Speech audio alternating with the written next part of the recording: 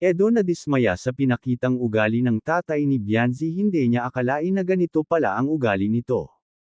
Bianzi, nahihiya sa nangyari. Bago ko ipagpatuloy ang maiksing reaction video na ito, hiling ko lang na patapusin ang panunood nito para malaman ang nilalaman nito, at kung bago ka pa lang sa munting channel na ito, paki-subscribe para lagi kang updated sa video ng mga kalingap.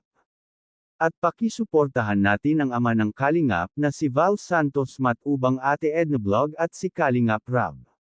Isang mapagpalang araw sa inyong lahat mga kalingap, at shout out nga pala sa patuloy na sumusuporta sa aking YouTube channel, lalong-lalo na sa mga viewers natin na walang sawang nanonood at sumusuporta. Salamat. Hindi akalain ni Edo na ganito ang ugali ng tatay ni Bianzi. Talagang napakabait nito at ginawaan pa sila ng tambayan sa tabi ng dagat. Dahil nga sa narinig niya si Kalingap Rab na masarap magtambay sa likod ng bahay ni Bianzi at natatanggal ang stress niya pag doon nakatambay, ay agad ito gumawa ng mga upuan na yari sa kawayan. Sinabi pa nga ni Bianzi kay Kalingap Rab na talagang ginawa daw ang mga iyan para sa mga kalingap. Nang makita nga ni Edo ang tatay ni Bianzi, ay nagmano itong si Edo.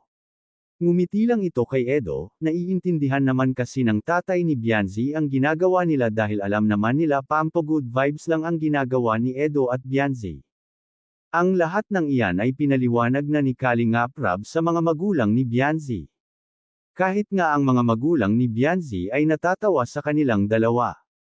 Dumako naman tayo sa mga natanggap ni Bianzi na regalo na pinadala ng mga sponsor at supporter. Dahil simula ng mag-love team ang dalawa, ay inuulan na si Bianzi ng maraming blessing, dahil sunod-sunod na ang pagtanggap nito ng mga regalo.